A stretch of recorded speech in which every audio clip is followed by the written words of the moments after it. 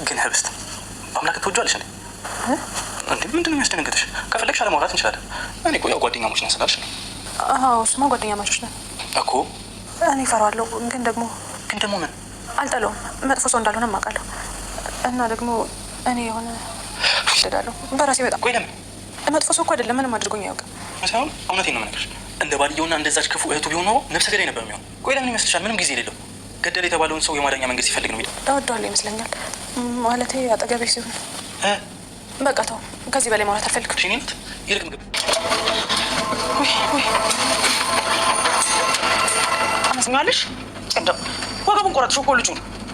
አንቺ ግን እንግዲህ አትንተባተቢብኝ። ልጁ በማይመለከተው ኃይሉና ጉልበን እየጠበቅኩ ነበር።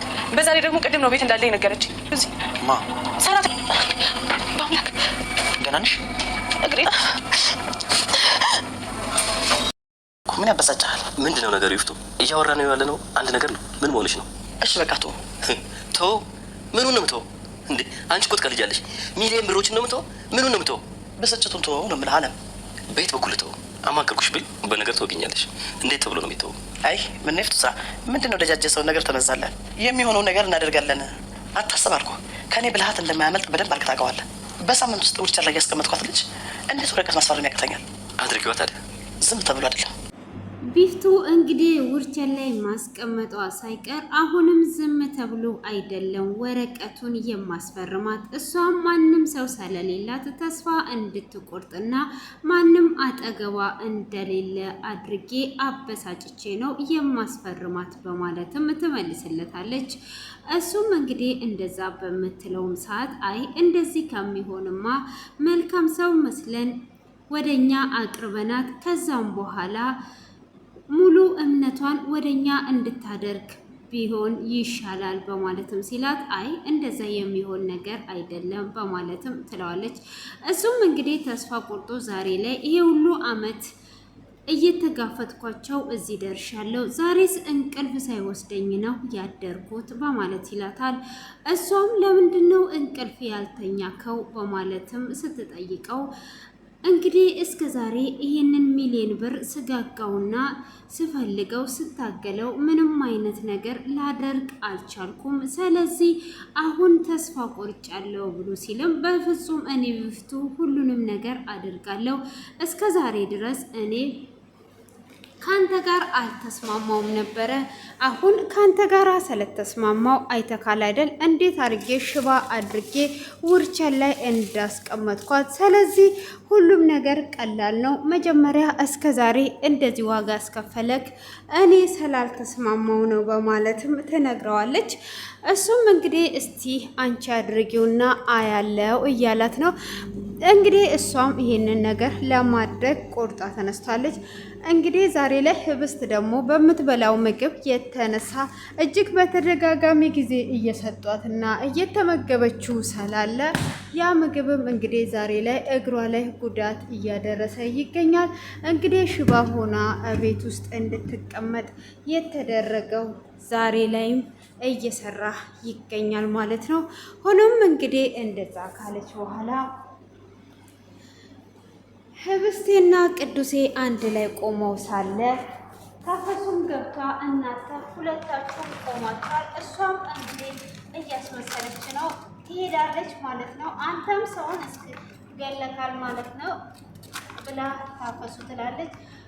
ቅዱሴም ምንም የሰማሹ ነገር የለም፣ አሁን ተከትለሽ ነይ፣ ምንም ያየሽው ምንም የሰማሹ ነገር የለም በማለት ታፈሱን ወደ ውስጥ ይዟት ይሄዳል። እሱም እንግዲህ ይሄ ያየሽው ነገር ምንም እንዳላየሽ አስቢ ብሎ ይላታል። እንዴ ህብስቴ በእግሯ ትሄዳለች፣ እያስመሰለች ነው። አንተስ ሰው ገለካል ወይ በማለት ስትጠይቀው እኔ ምንም አይነት ሰው አልገደልኩም በማለትም ይመልስላታል። እሺ የኔ ጌታ የኔ አባት አንተ ካልከኝማ አንተ ያልከው ሁሉ ይሆናል ብላ ትለዋለች። ሌላ ነገር ደግሞ ልንገርሽ ብሎ ይላታል። ምንድነው የምትነግረኝ? ንገረኝ በማለትም ስትነግረው አባቷ እጅግ መጥፎ ሰው ነው፣ እንደዚህ የሚምርሽ እንዳይመስልሽ ተከታታያት ተብለሽ ነው አይደል ብሎ ይላታል። አይ አይደለም በማለትም ስትመልስለት ታዲያ ተከታታያት ካላለችሽ በዚህ ሰዓት እዛ በር ላይ በኩለ ሌሊት ምን ትሰሪያለሽ በማለትም ሲጠይቃትም እሷም እንግዲህ እዛ ጋር የምሰራው ነገር እኔ ሳልፍ እንጂ እሷን ልከታተላት አልነበረም ብላ ስትመልስለትም በይ አሁን አዳምጪኝ፣ አባቷ አንቺ እንደምታስቢው እንደዚህ ቀላል ሰው እንዳይመስልሽ፣ ልጁን በጣም ይወዳታል። በኋላ አንቺ ላይ ተገልብጦ የሆነ ነገር እንዳያደርግሽ ስጊ፣ አርፈሽ ብትቀመጪ ይሻላል ብሎ ይላታል። እኔ በዚህ በኩለ ሌሊት 10 እየተመላለስኩኝ እሷን የምጠብቃት በአባቷ የተነሳ ነው። ስለዚህ አባትየው አንቺንም ጨምሮ እንዳይገልሽ ብሎ ይላታል። እንግዲህ ታፈሱም በዚህ ሰዓት ትፈራለች። አንተ ይሄንን ሁሉ ነገር ለዛ ነው ወይ የምታደርገው ብላ ትለውም አዎ አሁን አንቺ እየተከታተልሽና ይሄንን ነገር እያደረግሽ እንደሆነ አባትየው ካወቀ በኋላ ላይ ጥሎሽ እንደዚህ የሚተውሽ እንዳይመስልሽ፣ በፍጹም አይለቅሽም። ራስሽን ጠብቂ። ስለዚህ ምንም ነገር እንዳትተነፍሺ። ሚስቱም ከሆነች እሱ ባለው ላይ ትደረባለች። ስለዚህ በኋላ አንቺ ተከታትለሽ ህብስቴን አንድ ነገር ካደረግሽ በኋላ አባትየው እንዴት ሆነ ብሎ ሲደርስበት ሚስትየውም አብራ ተከትላ እንደምትገለበጥ ይሄንን ወቂ ብሎ ህብስቴን እንዳትነኪ በማለትም እንግዲህ ታፈሴን ያስፈራራታል። ታፈሴም እውነትህን ነው በማለትም አረ እኔ እንደዚህ ነገር አላደርግም፣ ምንም ነገር አላየውም ማለት ነው በማለት እንግዲህ እሷም እንዳላየች ሆና ትገኛለች ማለት ነው። እንግዲህ ህብስቴም ጓደኛው አቤል ጋር ወስዷት እያለ ዩኒፎርም ለብሰሽ ከምትቀመጪ ለምን የኔን ልብስ አትለብሽም ብሎ ይላታል። እሷም እንግዲህ እሺ በማለትም የእሱን ልብስ ትለብስና ወደ ውጪ ትወጣለች። እሱም እንግዲህ ልብሱን ለብሳ ከወጣች በኋላ እንዲህ በጣም አምሮብሻል፣ ዛሬ ደግሞ ተለይተሽ ውብ ሆኖብሻል፣ ቤሎ ራሱ እንደዚህ አያምርብሽም፣ ቤሎ ራሱ እንደዚህ ካማረብሽ እኔ የምለውን ታውቂያለሽ አይደል በማለት እንግዲህ የሰርግ ዘፈን እየዘፈነላት ቁጭ ብላ እያለ ቅዱሴ ከመምጣቱ በፊት እኔ ግን ምልህ ቅዱሴ እንዴት ነው ሚስት አለው ወይ ብላ ትለዋለች። እሱም ሚስት የለውም ነው ልታገቢው ነው በማለትም ሲጠይቃት አረ እንደዛ ማለቴ አይደለም ብላ ታፍራለች። እሷም እንግዲህ እንደዛ ባለ ሰዓት አይ መታገቢው ከሆነ ብሎ ይላታል። እኔ ምልህ ጓደኛሞች ነን፣ አንድ ጥያቄ ልጠይቅህ ብላ ትለዋለች። ደስ ያለሽን ጠይቂኝ፣ ምንም ችግር የለም በማለትም ይናገራታል።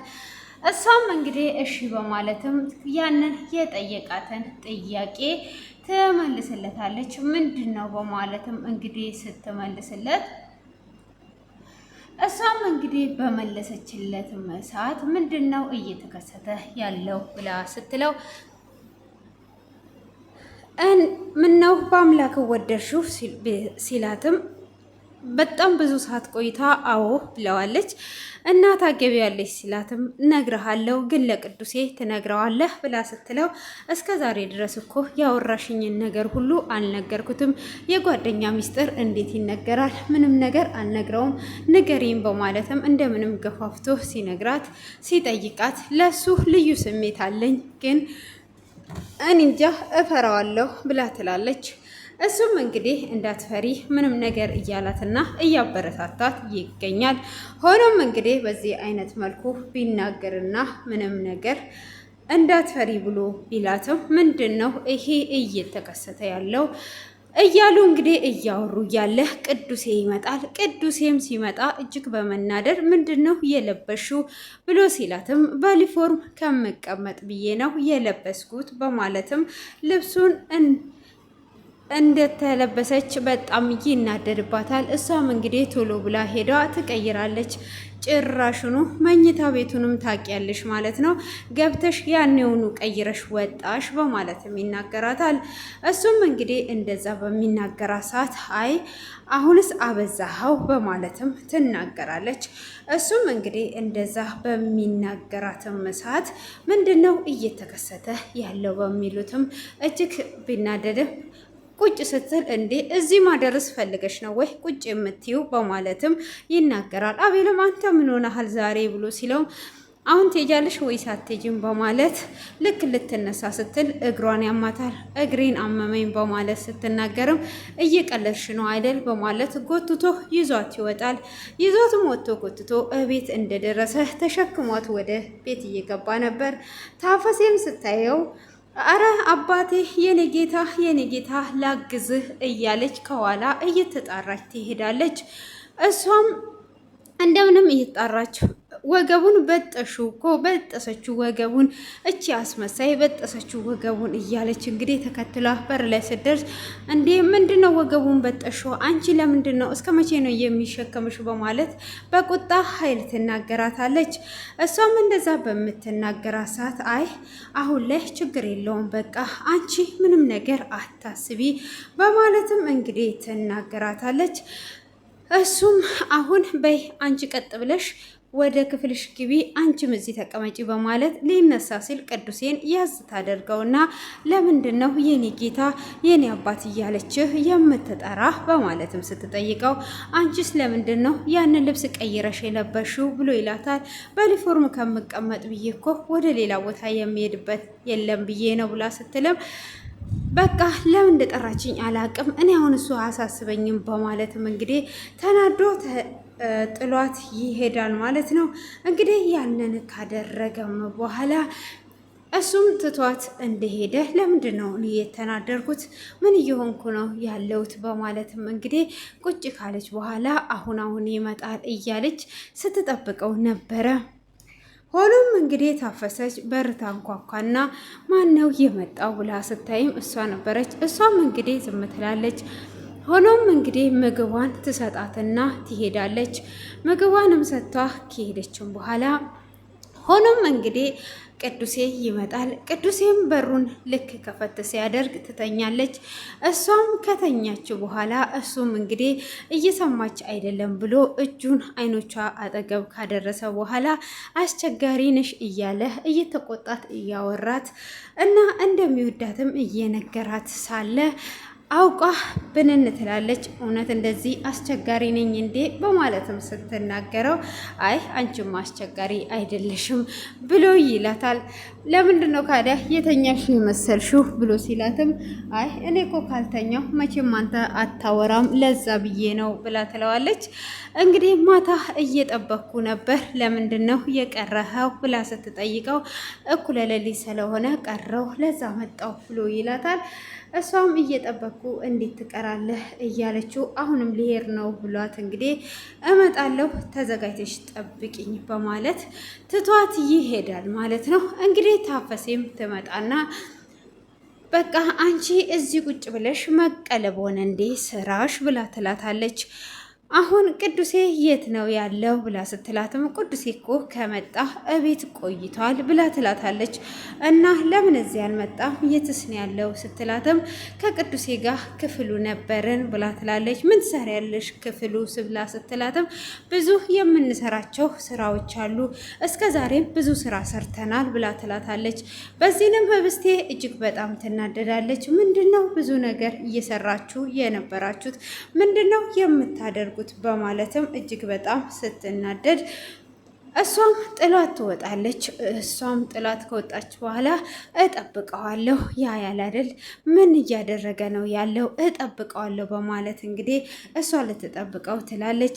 እሱም አቤል ጓደኛው ጋር በመሄድም ትናንትና ምን እየሆንክ ነበር ሲለው ስሜታዊ ሆኜ ነው ይቅርታ አድርግልኝ አሁን ነገሮች እንዴት እንደሄዱ ሁሉንም ነገር እየጠየቀው ይገኛል ማለት ነው። እንግዲህ ቶሎ ነው የሚናደደውና ስሜታዊ የሚሆነው። ሆኖም በዚህ አይነት መልክ እንደዚህ መሆን የለብህም በማለትም እየመከረውና እየነገረው ይገኛል ማለት ነው። እንግዲህ ህብስቴ ጠብቃ ሲያቅታት ወደ ክፍል ትገባለች። ወደ ክፍልም ስትገባ እሱ መጽሐፍ እያጠና ነበረ። ለምንድን ነው የቀረኸው? እየጠበቅኩ ነበር ብላ ትለዋለች። ስለመሸ ነው የቀረውት ብሎ ይላታል። እንግዲህ እሷም ለቀረበት እየጠየቀችው እያለ እንግዲህ ይሄ የመረዟት ምግብ እግሮቿን እየደነዘዛት እውነተኛ እየሆነባት መጥቷል ማለት ነው። ቅዱሴ እግሬን አመመኝ ብላ ስትለውም እንዴ ምን ሆንሻል? ምንድን ነው እሱ ብሎ ሲላትም እግሬን በማለት ትነግረዋለች። እሷም እግሬን እያለች እየነገረችው ራሷን መቆጣጠር አቅቷት ወድቋለች። ቅዱሴም እጅግ በጣም ደንግጦ ክፍሉ በዚህ አይነት ተጠናቋል ማለት ነው። እንግዲህ ቢፍቱ አሁን ላይ ያሰበችው ነገር እየተሳካላት ነው። መጀመሪያ ላይ እንግዲህ ህብስቴ እንደምናውቀው ሽባ አላደረጋትም ነበረ። አሁን ላይ እንግዲህ ቅዱሴም ሄደች ትታያለች፣ ትንሽዬ ስሜት ካለች ችግር የለውም ብሏታል። ቢሆንም እንግዲህ ቅዱሴ ስላለ እስከ ዛሬ በህይወት ኖራለች። አሁን ምን እንደሚደረግ በቀጣዩ ነው የምናየው። ዜና ነኝ።